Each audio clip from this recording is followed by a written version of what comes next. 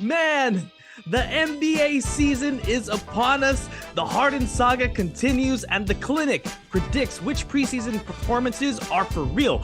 I'm Ro Zapanta. This is the clinic, all NBA podcasts. I have the three hooligans with me. JJ, how you living, my friend? Woo! I'm feeling good. I'm feeling great. I want my guys in here to think back 20 years ago. It's the summer. You got ESPN on, ESPN2 on. Which one do you watch? And One Mixtape Tour or the 2004 Olympic team? Let me hear it, y'all. Oh, man. Let's think about that one. John, how you living, my friend? And One Mixtape, no question. And I am doing great. Yeah. We got basketball. NBA season starts in what, 5 days? T-minus 5 days? I'm stoked. Let's get it. Yes, sir. And of course, Sammy, how you living, my friend? I'm good, man. I'm going N1 mixtape as well. I'd be doing a little better if I trusted my gut and took the Jags against the spread, but that's a story for another sport and another time. Let's go. Oh, Sammy. Always with the bets, man. JJ, I gotta ask you, dude. What are you watching? I gotta go with N1. It's me too. N1 all around. And boys, we had some NBA preseason games. But first, I want to talk about our NBA season preview. And the first thing I want to start off with is who we think the most surprising teams will be this year. And I'm going to have John kind of kick this one off. All right, I'm gonna throw something at you guys that I'm sure I'm gonna get scoffed at for. But I'm going with the Brooklyn Nets. And I'm going with my man here. Ben Simmons. Ben three-pointer Simmons. Okay. All right. But, yo, I get it. I know. Just let me explain myself, all right? Give me an opportunity to explain myself. Let him cook. Look, let me cook. You can't even let me cook because JJ keeps with the soundboard, man. All right. Let me compose myself and get myself back together here. Look, I know Ben Simmons. I've followed Ben Simmons. I know all about his past. But when Ben Simmons doesn't have any expectations behind him, when he doesn't have the world thinking that he needs to be this kind of player, I think he's going to surprise people. I think the reason why Ben Simmons has not been able to perform the way we expect him to in the past is because we expect that team whether it was with the Sixers, whether it was with, that trio when Brooklyn had the superstars, is they expected them to take over and win the championship. Now you have a team that's coming under the radar. They have a solid young group in Mikal Bridges. They have Nick Claxton. They still have Dinwiddie, Dorian Finney-Smith, who is a great guard, great defensive player. And I'm telling you guys, I think the Brooklyn Nets are going to surprise a lot of teams. And I actually would not be surprised if they sneak into the playoffs in the Eastern Conference. That is my pick, and I'm sticking with it. John is just picking the Nets because they picked up Lonnie Walker, his hero, dude. Thank you I almost forgot the most important point. Thank you, Ro. I appreciate that. You know what? I don't know.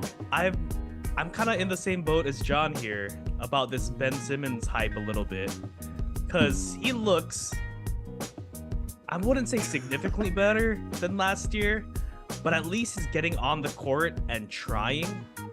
And I think if he trends in a positive direction, I think sky's the limit for Ben Simmons. So I think that's the big hope here. And of course, I love me some Mikal Bridges. What do you guys think of the Brooklyn Nets this year? Surprising team for you guys, or is it going to be kind of a dud for you?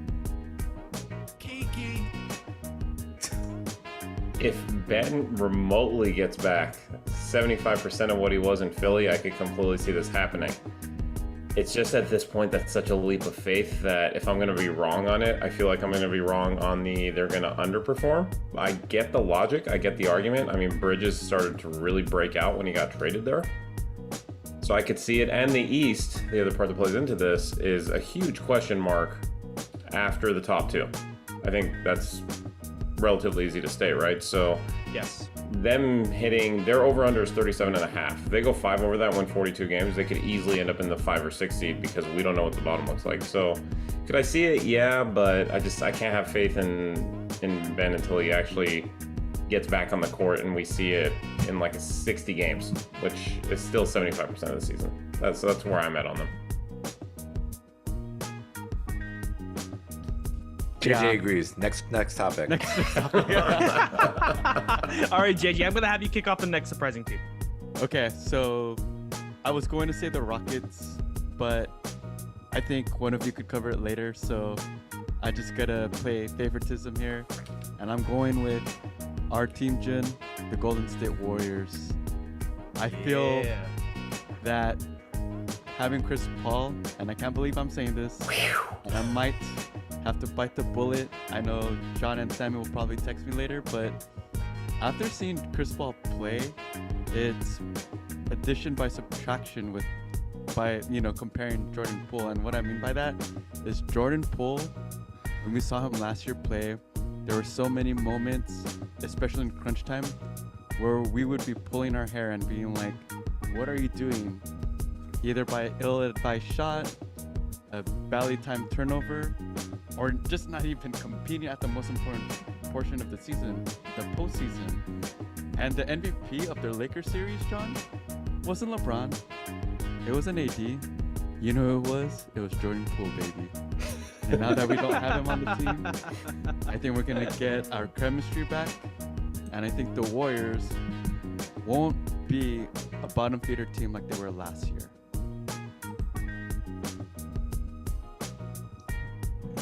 Yeah, for me, I think surprising is a tough word. Yeah. For this team. Okay. You know, because I don't think that's fair. Because if they're successful, I think most people are gonna be like, all right, like I told you trading like CP3 minutes for Jordan Poole minutes. I mean that it makes too much sense. But I think the only people that would say that it was surprising if they expected the Warriors to really miss the spark plug that Jordan Poole was potentially, like 2 years ago, the spark plug that he was. What do you guys think? I mean, you look at the team, they're going to be very, very smart to begin with. They're going to know how to play off each other. Like CP and those guys will figure it out fast. I don't doubt that in the slightest. I'm curious about a couple things. I'm curious about what the closing lineup looks like. And I'm also wondering, and I'll almost bounce this back for a question, is the team going to be athletic enough now with where this roster is at this point? Outside of Kuminga, I don't see a lot of bounce. Like I see very smart players who will know how to play off of each other, but that spark I feel like might be something that would be helpful. So that's where I stand on it. John, what do you think? I'm gonna reserve my thoughts because I know in the next we're gonna be talking about our most disappointing team. So I'm gonna wait for that section. Okay. I'm gonna wait for that segment. But I will say, what's going on here, guys? Because JJ has complimented CP3, and I understand that he's on the Warriors, but this is unprecedented territory that we're diving into here, guys. I'm just saying he's better than Jordan Poole. Okay, that's fair. That's fair. That's fair.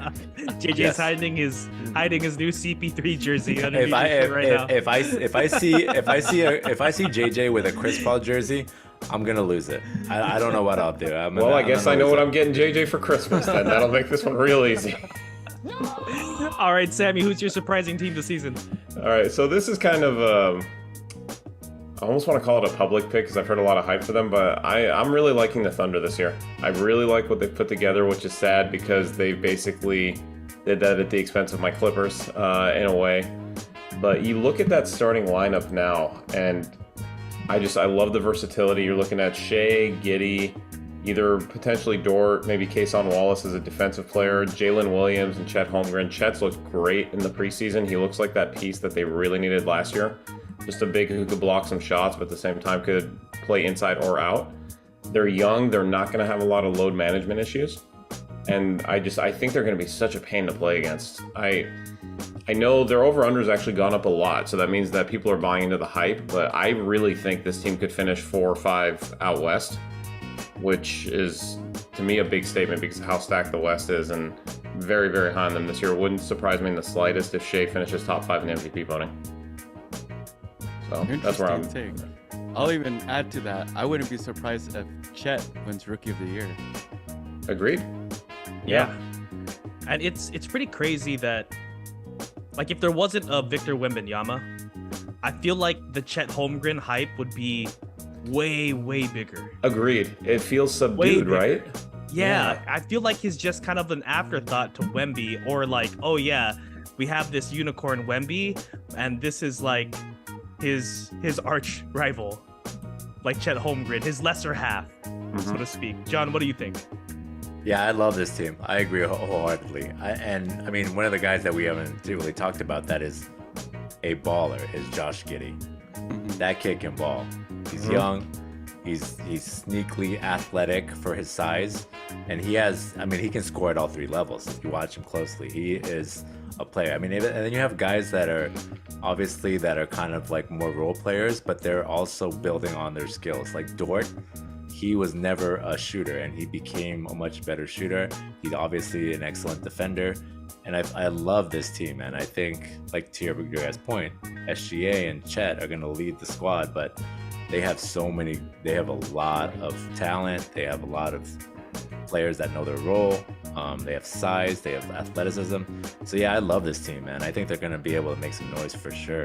Yeah. The youth is obviously the only, probably their limitation, but that just comes with the territory. They'll continue to learn and grow, but I love this team. Yeah, and going off of that too, I'm sorry, I don't mean to interrupt. Go ahead. But just, if they come out and they play relatively well and they think we can go for it, they've got the cap space and the picks that they could add someone. Like the names I've heard are like a Siakam or something like that, for example. They could easily get anybody they wanted. So if they come out hot and they feel like they want to add, they could do it now, and they could integrate a new piece, I think, better than almost anyone else could. So that's the last other thing I was thinking about this too. I think this Thunder squad also is kind of like an early favorite for like the NBA's like darling like team, like how every year, like maybe a few years ago, it was like the Memphis Grizzlies before Ja Morant went crazy. Maybe last year was like the Sacramento Kings and that whole like light the beam story. I feel like the Thunder this year might be an early favorite for that sort of championship. But now with my team, my surprising team for the upcoming year is, wait for it, the Houston Rockets. I'm going to go with the Houston Rockets here. And they drafted Eamon Thompson, Cam Whitmore. They added Van Vliet, Jock Landale, Dylan Brooks, of course, who had an amazing Olympic season this year. And, I feel like the pieces are just kind of slowly coming together for them. Also, they have that, the young star Jalen Green, who has had a tough couple years, but I feel like his deficiencies on defense are going to be covered with Fred Van Vliet and Dylan Brooks next to him. The big hire, though, is the hiring of Ime Udoka. And I feel like his coaching, along with that squad, is going to be way surprising. I mean, last year, they were like 13th, 14th in the West, something terribly awful. And I feel like they could be like a sneaky play-in team potentially. It'd be tough for them to get into play-in, but I feel like they might make it a little feisty. That's why I'm putting them under the most surprising team for me this year. What do you guys think? I like what you said. Udoka, when he took over the Celtics, he made that Celtics team a top defense. Number 1 during the 2022 season. The Rockets' defense last year, in terms of defensive rating, ranked 29th, fellas. Second to last. You add Van Vliet, and they targeted him. Remember, James Harden pressed hard to go back to the Rockets, and basically Houston said, nah, we're good. We're getting Van Vliet. We're not going to get the old school home hero, which is saying a lot. And the addition of Dylan Brooks, I know that he annoys a lot of our fans out there and even us at times, but he did make all defensive team last year. So for the point of attack, perimeter defense, you have veterans in Dylan and Van Vliet that could potentially help out the youngsters like Green. And I'm going to say a quote that I just said before. It's what is it? What's the Michael Scott quote? Minus subtraction is what is it? Addition by subtraction. Sorry. And Yeah. addition by subtraction, what I'm referring to is Kevin Porter Jr. He was a headache, Agreed. straight up. So Yeah. I That don't helped have a to lot. get into all 7 incidences that TMZ wrote about, but I think that's just saying enough. In the locker and out, John. Yes, that's a great point because I was actually going to bring that up. So thanks for stealing my thunder there, JJ. So no, Kevin Porter Jr. I mean, ironically, he got traded to the team that we just talked about, the Thunder. Yes, although they did waive him. Oh, they did waive him. Okay, I'm sorry. They bought 2 second-round picks and waived him immediately. That was what happened. Okay. And he hasn't been signed, right? He's still a free agent? No. Okay, yeah. okay. Yeah, obviously with all his off-court issues. But honestly, this team, look, I know Dylan Brooks is the hero of the Canadian FIBA Olympic team, winning it all. Oh, no, sorry, coming in third, right? They didn't win it all. They beat the USA. That pretty much winning it all, if we're being honest there. So, but I love this. I mean, the team has a lot of youth. They added some pieces. They also have, who we didn't mention is Sengun. And he's a great piece. I think he's a great player. I think he's a lot of potential. So I definitely think this team can make some noise. I agree with Ro though. I think like play-in is probably the best we're gonna get with them. So I'm with you to an extent. I actually really think that the Udoka hire is going to help Jabari Smith more than anybody else. It seemed like it was hard for him last year to get the ball enough because Porter and Green dribbled it through the ground at times. So I think Udoka will just have them playing more professionally. I do feel like this team needs a consolidation trade. And what I mean is they have a lot of young talent, but it's almost like they have too much in terms of like B and C pieces where there's almost too many to fit into like a 9 or 10 man rotation. So I wonder if there's a couple pieces you can trade away, like, a Jayshawn Tate with an Eason, for example, to kind of upgrade a piece or two. Also make room for Cam Whitmore to play a little more. So curious to see how that goes. I do think they'll be better, but it might be one of those things where it's only incrementally in the standings because the West looks pretty deep this year. And then we really see the benefit in a year or two. So I like it. I think we should see a nice step forward from Jalen Green this year. But probably, play-in is probably like really high end of the spectrum for me personally. If they get into the play-in, is that surprising to all of us? For me, yes.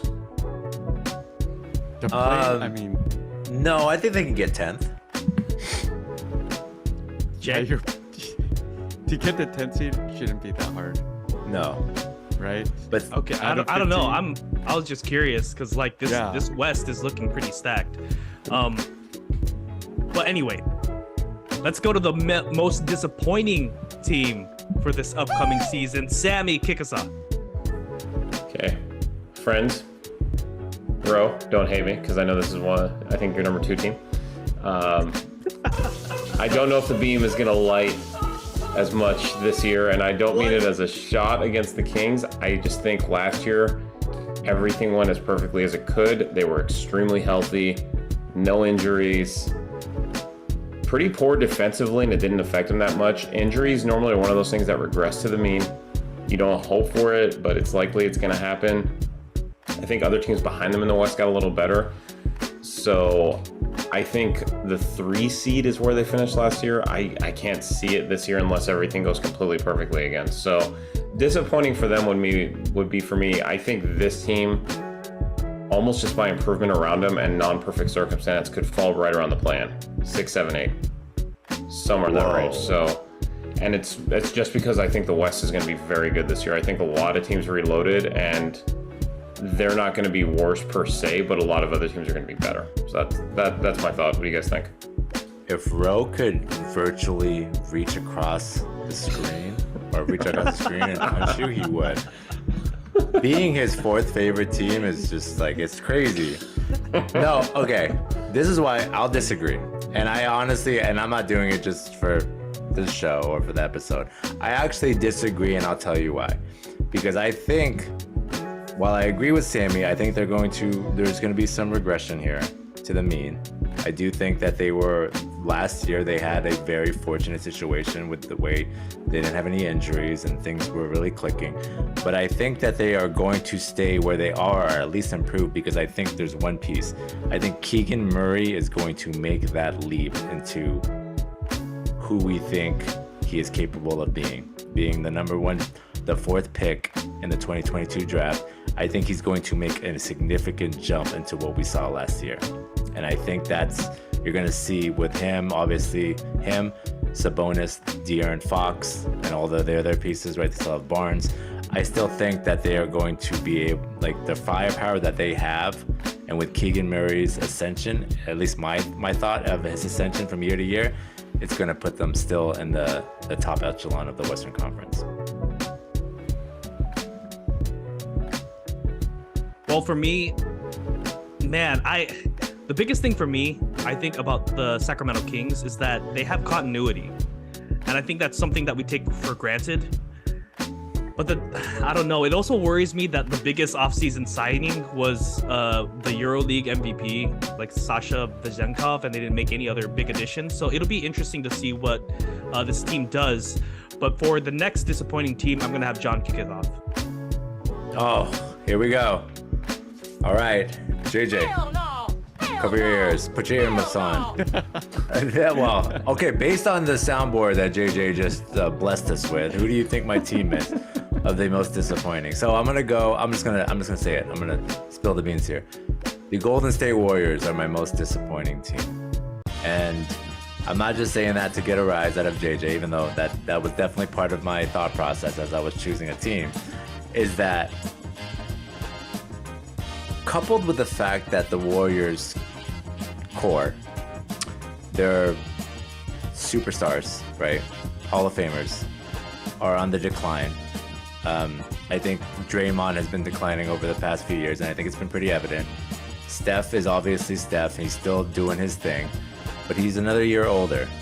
Klay Thompson has had two serious injuries in the last few years, and he's getting older as well. And I think we can all agree objectively that Klay Thompson has regressed significantly from the 2015-2016 season, and that's understandable. That's expected. And so, coupled with the fact that they signed Chris Paul, and look, Chris Paul, you can make an argument that he's a Hall of Famer, but he's also 38 years old. And a lot of what he was able to do in his prime, a lot of the things that he was on the court, right? He obviously is still one of the greatest minds in basketball. He's a savant when passing, but physically, you can only do so much when you're that age. And the reason why I know that is because I'm 39 and I have a hard time getting out of bed. So if that's what I'm doing, imagine what Chris Paul is trying to do out there on the professional basketball court. And look, I just think that the Warriors are limited athletically, physically. They don't have much size.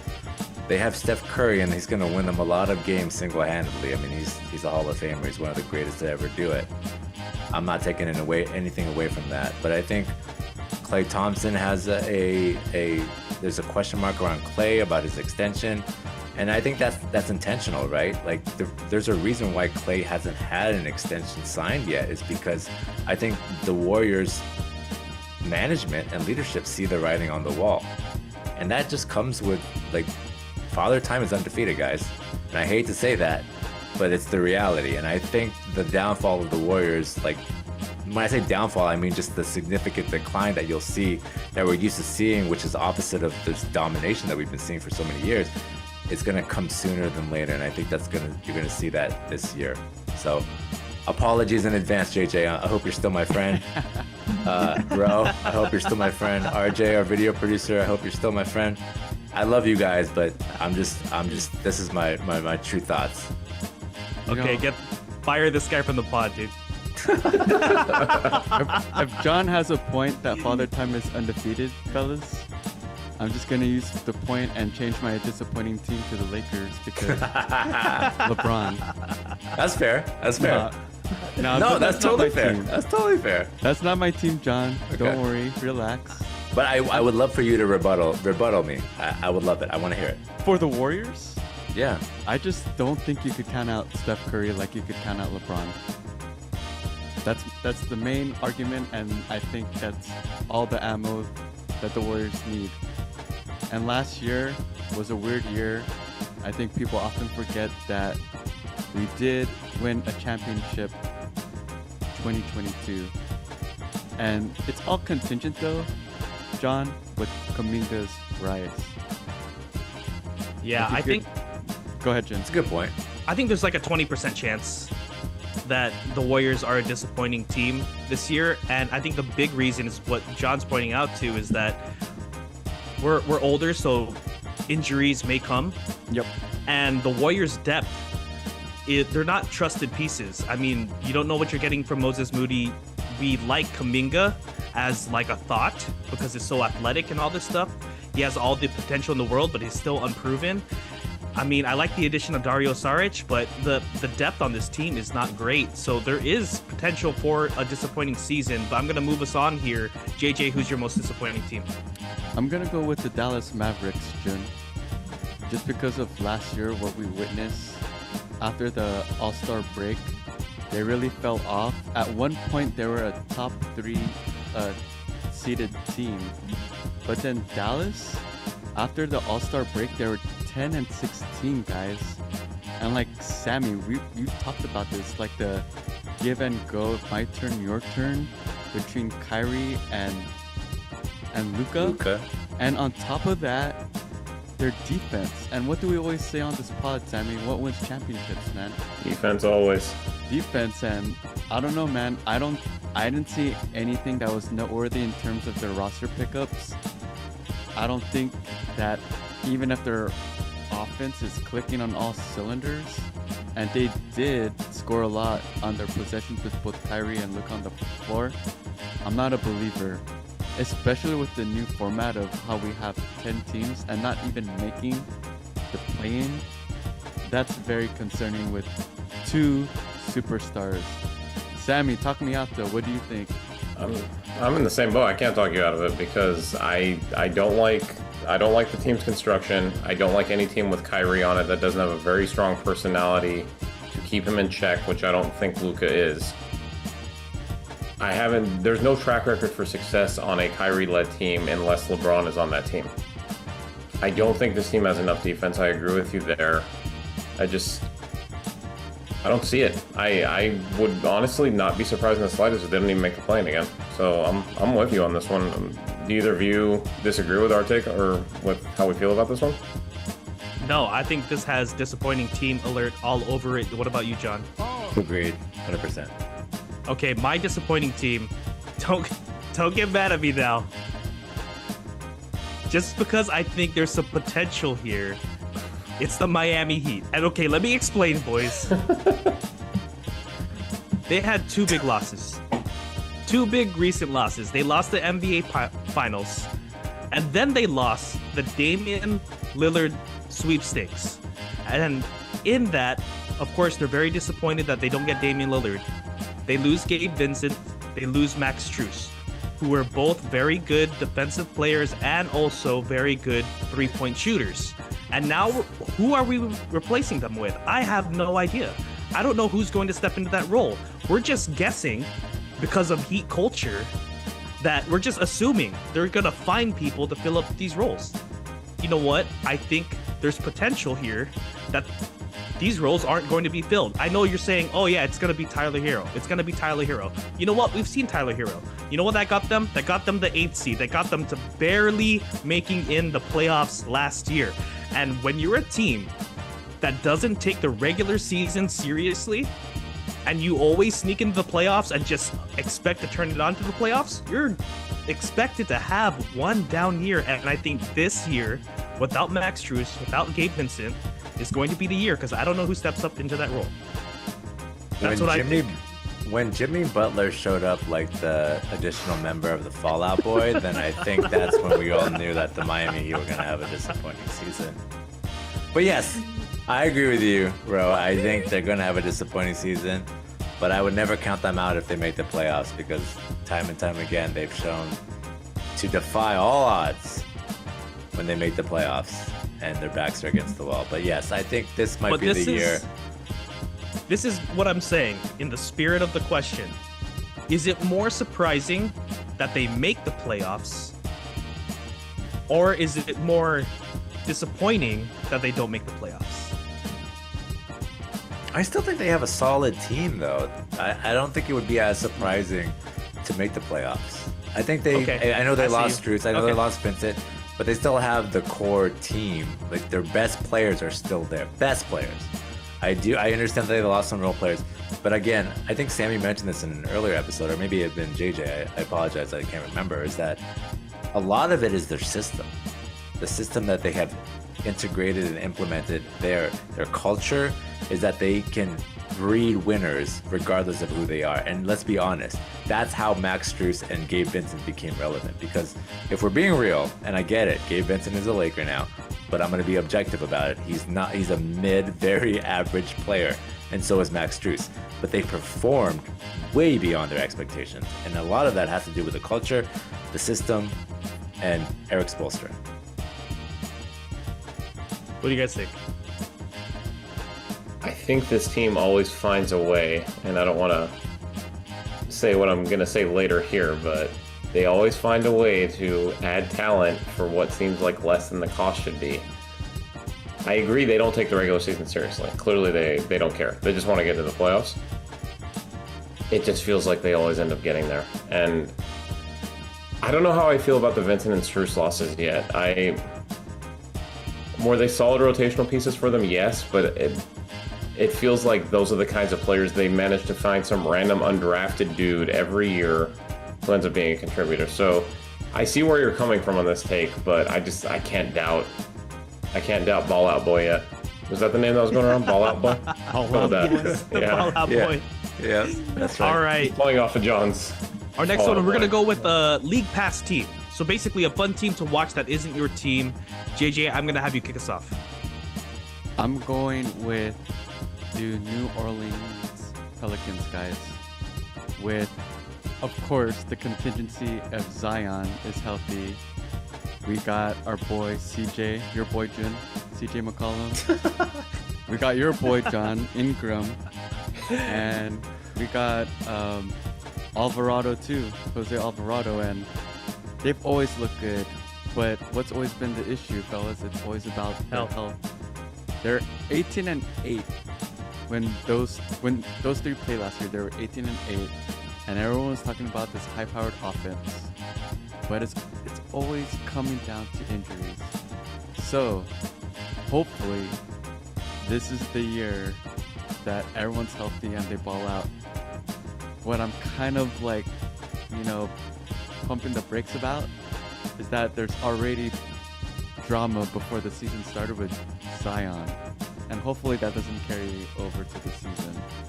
But it doesn't look good since Zion has had issues on the court with injuries, and now off the court, it's like, can this guy ever catch a break? Yeah, man, I completely agree. Sammy, who is your team? I'm going to go with your number 3, the Portland Trail Blazers. All right.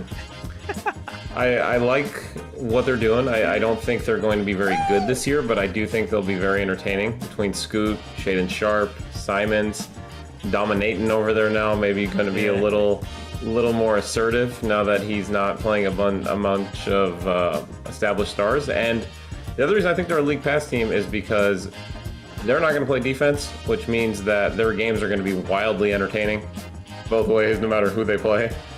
So for those reasons, I think that their games are going to be a lot of must-watch basketball a lot of nights. Very curious to see what happens on during their games.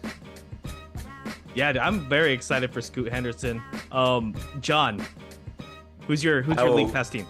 I will keep this short.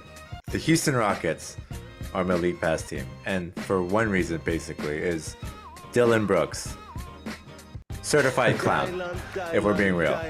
And it's like watching a train wreck, right? You don't want to watch it, you shouldn't watch it, but for some reason you're just glued to it. It's absolutely ridiculous. Dylan Brooks is a clown. He's entertained, but he's entertaining. I will give him that. Like every time he's on the court, he does something stupid, but to me that's entertaining. So I'm going with the Houston Rockets. Now we're gonna go for one bold prediction for the season. JJ, what's your bold prediction here? Defense win championships. I don't like the Aiden trade. I'm predicting that the Suns will have an early playoff exit. Oh man, early like first, second round. First or second. The furthest that they'll make it second round though. Wow. Oh man, that is definitely bold. My bold prediction for this season is that Ben Simmons will have similar averages for the season as Draymond Green. I'm expecting Ben Simmons to have a bounce back year. I know Draymond Green, sometimes he has, those triple singles, but I feel like Ben Simmons can do the same. Hopefully what Ben Simmons does though also translates to wins like Draymond Green does for his team. John, what's your one bold prediction? The Milwaukee Bucks will not make it past the second round of the playoffs. Oh man, The clock will be broken. No Dame time. And Do you I think it's going. Is it's it going because to of be Dame? I think it's going to be defensively. There's too much. There's going to be too much penetration because they lost a lot of their backcourt defense, and so I think it's going to affect a lot of things you'll see. So I think they're going to lose in the second round. All right, Sammy. Well, first, before I get any further, just if you want to back up that Ben Simmons pick there, very popular sportsbook, 60-1 most improved player. Make yourself some money, thank you later. So earlier, I mentioned that Miami finds a way to pull in talent. I think James Harden does get traded, but I think he ends up in Miami for some very cheap cost. Ooh. And James Harden would like that. yeah, I hear Miami has some certain establishments that he would very much enjoy. So even though he doesn't end up near this beach on the Pacific, I think he ends up near the Atlantic instead. I like it, guys. And with that, we're going to take a short little break with a word from our sponsor. Are you tired of constantly losing your bets on unfair gambling apps? Our sponsor, Parlay Play, has the best lines to increase your chances at winning it big. Not only does it have great lines, it's also an awesome app with a community feel. Use code CLINICALLNBA for a deposit match up to $100 and a free $5 game on the house. They also have a feature called Slide the Line where users can raise or lower a line of their choosing. Pause the pod, get on your phone, and download the app now. Download the app, indeed. I'm going to skip us ahead a little bit. I'm going to talk about some of the preseason hype that happened earlier in the week. And guys, I want you guys to tell me which performances you guys think are real. I have a few of them here. I have Jordan Poole with 41 points in 27 minutes versus the New York Knicks. I have Devin Vassell with 25 points in 25 minutes against Houston. I have Scotty Barnes with 22 points, 4 blocks, 2 steals versus Chicago. I have Chet Holmgren averaging 18 points per game, over 60% shooting in the preseason, averaging 22 minutes a game. And I have Jonathan Kuminga from our Golden State Warriors, the highest scorer in the preseason. So which of these do you guys think is the most real? Okay, I'm going to start. And I'm going to start because I want everyone, any listener, and I want the camera to kind of pan on JJ's face right now because I'm going to say this strictly for his reaction. Jordan Poole of the Washington Wizards, 41 points in 27 minutes versus the New York Knicks. Look, I get it. Jordan Poole, no longer a Warrior, acting like the Harlem Globetrotters out there, acting a fool, mishandling passes, dribbling the ball excessively. But I think that Jordan Poole is going to be a lot more free in Washington. And when I say that, I mean no expectations. There is the spotlight isn't on him. And when guys go away from the spotlight, they have a tendency to grow and build off on their there's nothing to worry about. They're just going to play freely. And I think you're going to see a lot more performances like this from Jordan Poole. Now, will he play better defense? Probably not. Probably never. But I think you're going to see consistently this kind of stat line. He's going to average a lot of points. So in terms of that, I think this is a real performance because he's going to consistently do this throughout the year. JJ, go ahead. I mean, I can't hate on that answer, man, because when you play for the Wizards, you could basically do what you want. They're not competing. He just wants to blow up that stat sheet, and he's gonna get whatever he wants, scoring wise. And he did that in the preseason. Even his own teammate got mad at him for ball hawking. But it's going to be something similar that we've seen with Monty Ellis, Starberry, for those that don't know who I'm talking about. Stephon Marbury, and even to a certain degree, Steven Franchise. Empty calorie stats, no wins. Yep. This is definitely like a good guy on a bad team kind of situation. And I mean, we all know Jordan Poole could get buckets, and he's gonna get these ridiculous stat lines every now and then you're gonna see Washington Wizards fans being like, I can't believe Golden State let this guy go. We're gonna see that all over Twitter, and you know, I'm happy for Jordan Poole just because it was kind of a toxic situation for him. He's making the best of it. Mm-hmm. But he's not gonna get very many wins in that team. Sammy, what's your pick here for performances? Real Well, I talked about OKC earlier, so I don't want to go back into that. I actually think that Devin Vassell is going to have a really nice year. Spurs just re-upped him, 5 years, 150, so they're very invested in this kid. He's got some playmaking ability and some scoring ability. We just didn't see it last year because no one watched them. And now he'll have all kinds of freedom with Wembanyama there. Some space to operate, and I think he'll really benefit from it. I think it's one of those things where it won't necessarily show on the wins losses this year because that team's going to take some time. But I do think he's going to turn a lot of heads this year. So I like his situation and the potential that he's got with the Spurs. Yeah, I liked Devin Vassell coming out of college, and I think the biggest knock on him was that he was more of a defensive guy than he was an offensive guy, and now you're starting to see that turn around, just like Kawhi Leonard, right? When he got drafted by the Spurs, and it sounds like Devin Vassell might have found his shot. JJ, which of these is your pick? My pick is going to be Scotty Barnes. So he had a tremendous rookie year. We all saw it like a bit of a setback last year, but it seems that this summer he took the offseason seriously. He looks a lot quicker. A lot of the Raptors fans love what they're seeing in him, and he just looks like he could get whatever he wants in the paint.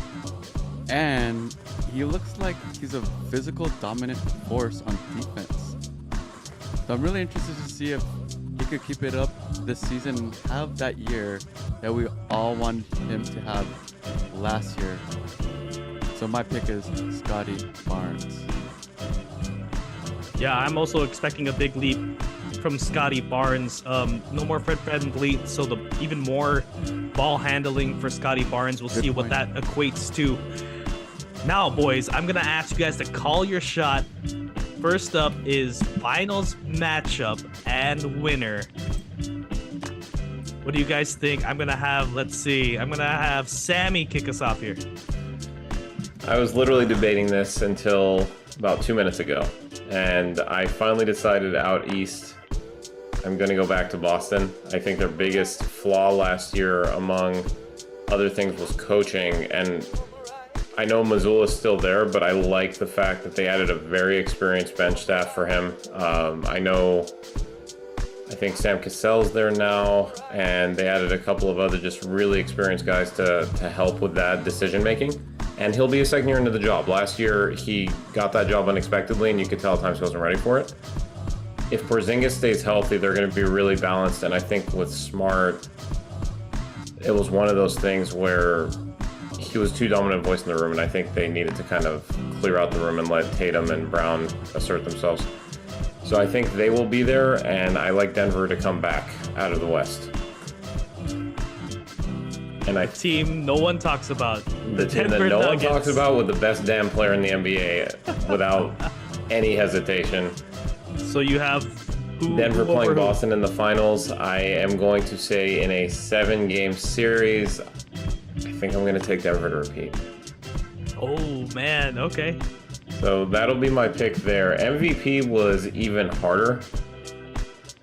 And again, this is almost a shot in the dark. We're going season MVP. Yeah, we're going season MVP. I am going to go with Giannis. I think having Lillard there will open up all kinds of space for him to roam offensively and defensively to just accumulate stats, and they're going to have spotlight on them all year now because of that trade. So that's calling my shot. John, what you think?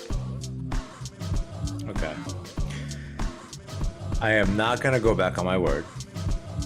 And everyone here knows who I picked in the East, and I'm sticking with that. So, in the Eastern Conference, representing to go to the NBA Finals are the trust the process Philadelphia 76ers. Oh man. All right. And they will be playing my Los Angeles Lakers. LeBron James, the depth of this team will get them to the finals. They made it to the Western Conference Finals last year, where they did get swept by the Denver Nuggets. But I think that they retooled, they've learned a few things, and I don't think it was a coincidence that they made the Western Conference Finals. I think the continuity building on that health, with keeping in mind the health, obviously, I think that works for any team. But I still think that they are going to make the finals against the 76ers. And my winner, look, I gotta stay biased. The Lakers are gonna win the championship. My season MVP. Wow, this is a great question. I'm gonna go with. Oh man, this is tough. You know what? I'm gonna go with Kevin Durant for the Phoenix Suns. I like that. I think the Suns are going to look. I think they're going to flame out in the playoffs. I think just being too top heavy is not a recipe for success, but they are built to dominate in the regular season. And I think their best player, given how they voted for MVP in the past, is that your best player is typically going to win the MVP with the best team with one of the best records. And I think that's going to be Kevin Durant. JJ, what you think, man? I don't know how to change it up because the boys basically covered all angles that I wanted to cover. So for entertainment purposes, I'm just gonna throw something crazy. I'm gonna say Steph for MVP because I don't think the voters are gonna vote Jokic and Giannis to get their three MVPs, not three-peat, but vote them in for 3 MVPs. Okay, even though they're the best, I think Steph has a chance. So I'll say that. And for the finals, I don't agree with this, so just note I'm doing it for the pod. I'm gonna say Bucks versus Warriors. Dame versus Steph for the ring. I like it, man. For the NBA Finals, I'm gonna go with the Warriors versus the Boston Celtics. Of course, I have the Warriors coming out on top again over the Man, these are some retooled Homer-tastic picks, fellas. Boston That's what I'm talking Celtics. about. Heck yeah. But Sammy didn't. Why didn't you pick the Clippers? Because I'm a realist. You're a realist. Okay. Well, we're realists too. Okay, come on, give us a break. Okay, season MVP. I know you guys are gonna try to shoot this down immediately, but just hear me out. Ben Simmons. I'm Oh, gonna ahead. go with hell no. I am gonna go with Damian Lillard. And the reason why I go with Dame Lillard is that the Bucks are going to have a really good record, right? In a weak East. And Dame is gonna have the potential to have ridiculous stat lines this season. Ridiculous efficiency. Not a lot of people pay attention to the defensive side when it comes to season MVP and who's gonna have the ball in their hand when there is an important shot to be made. And it's not going to be Giannis Antetokounmpo. We're going to have conversations. Who's the MVP for the Bucks? Is it Dame or is it Giannis? Because this team is winning a lot of games. I could kind of see this happening. So Wow. I'm gonna vote Dame Lillard because he has not had an MVP. He hasn't even finished top 5 in MVP votings before, and I think the voters need something new. So I'm gonna go with Dame Lillard. Not Call a me homer crazy. pick at all. Not a Not homer a pick. homer. Not No, a no, homer pick. Not No, because no. I'm from Milwaukee, or not because I used to be a Portland Trailblazer fan. Not a homer pick at all. No. Anyway, boys, that's actually all we have time for today. I want to thank you three for being on. JJ, thanks for being on, man. Thanks, everybody. I appreciate you all. John, thanks for being on, man. Hey, it's great to be back. Let's get it. NBA season Detective John. 2024. Let's go. Detective John. Sammy, thanks for being on, man. Always good to be here, man. Can't wait for the season to start. Sammy takes it all the way. And of course, shout out to our video producer, RJ. Check out our YouTube channel. Remember to rate, subscribe, and review. Like us on our Facebook group page, The Clinic All NBA Podcast, and follow us on Twitter at Clinic All NBA. I'm Ro Zapanta. This is The Clinic All NBA Podcast. Come find us wherever you get your podcasts. Who is my daddy?